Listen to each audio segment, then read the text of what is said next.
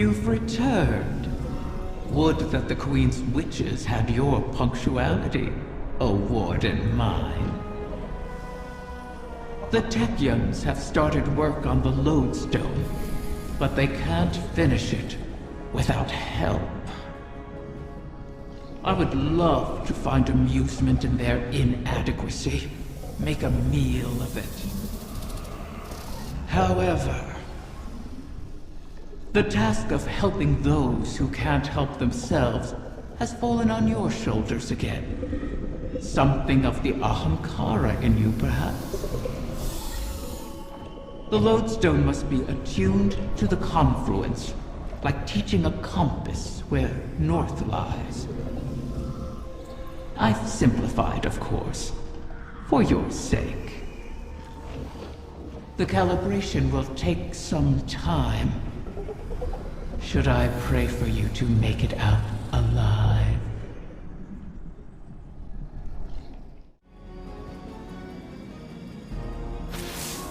The Techyans are in final preparations for the lodestone.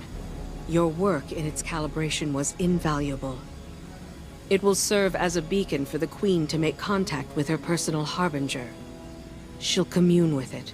Ask it to guide the remainder of the clutch back to us.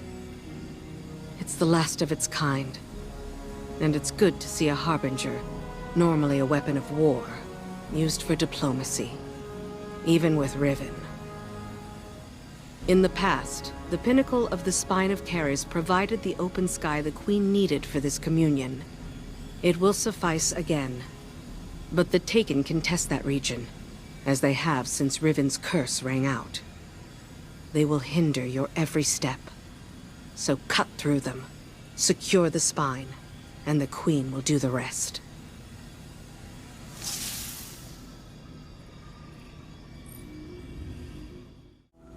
I heard you over the comm channels. I am sorry that we are forced to entreat with Riven. She and I have our own histories to navigate, but what she did to you, how she wormed her way into your mind, that was inexcusable. It pains me to put you through this. Even after all that's happened, you still think I need to be protected?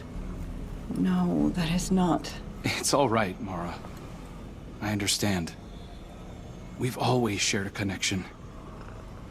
Even when you were lost in the Ascendant Plane, I could still feel your presence. Your heartbeat. I knew you weren't truly gone. Riven was only able to manipulate me because of how strong our connection was. Is. I've made choices I'm not proud of. But I'll never apologize for the reason I made them. It's the same reason you reach out even now, when you see me struggling. You're my sister. Nothing can break that bond. Not death, not Riven, not even the light. Like Ager and Rhaegar, finding each other in the storm. Yeah, well... all that we've been through. That's no fable. We stood together as the world collapsed around us. And we'll stand together again.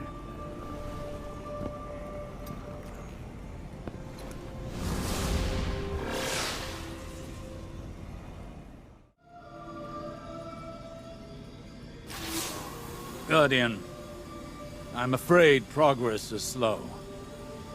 The Veil is a clever tangle in and of itself. It reforms as the consciousnesses connected to it ebb and flow. They rush in, awash with dreams and wonder, and then drain away. I believed that once I understood the Veil, mechanically, once I understood Strand, that I would see its patterns with new clarity. That has not happened. This is not like charting a course through the currents of a sea or the depths of space.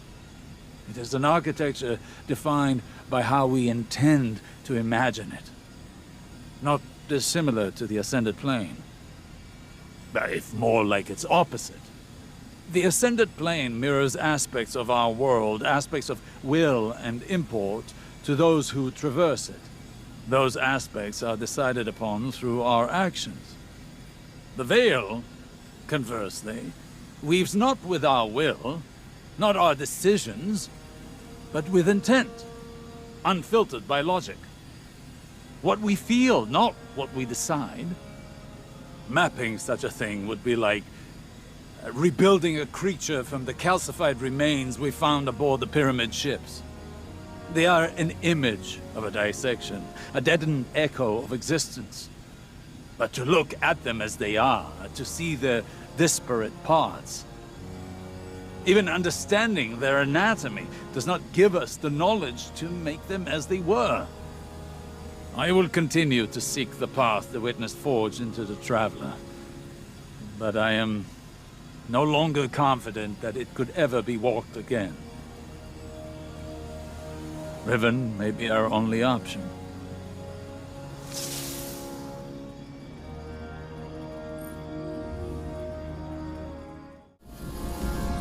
So many wish to be closer with their family.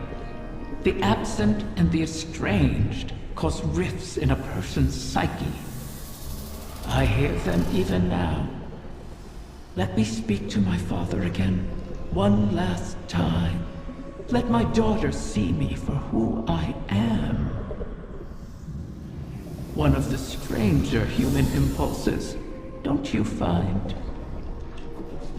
Above all, Ahamkara want to feed, to drink deep of the gulf between desire and reality. Other Ahamkara are competitors for limited resources, not allies. The only exception is a mate. Sometimes we reach beyond ourselves. Perhaps if we stood by one another more, we'd have survived the great hunt. If we were a little more human. But that bargain is not within our natures to make. Osiris, are you on this channel? I am. Quite frequently these days. How may I assist the Queen's wrath? A personal matter. I was hoping you could tell me about your experience with Strand, how it's affected you. Strictly research, but it is fascinating. We know you've learned to wield it. Who told you this? Mara. The rumors are true, though I am still only a figment of my former self. That's understandable. But your worth was never seated in the light. It's in your mind. I imagine I'm not unlike one of your Techians, then. If I'm not mistaken, the Queen mentioned you trained as one yourself. A long time ago, without much success. Though my sister, Pinar, excelled in her training. She was the pride of Amethyst. I was not.